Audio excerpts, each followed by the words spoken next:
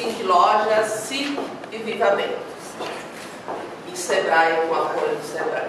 Mais uma parceria que dá certo. Terceira edição do Armazém das Pontas. O foco principal, pontas de estoque, só que um diferencial esse ano. Pontas de verão e pontas de inverno.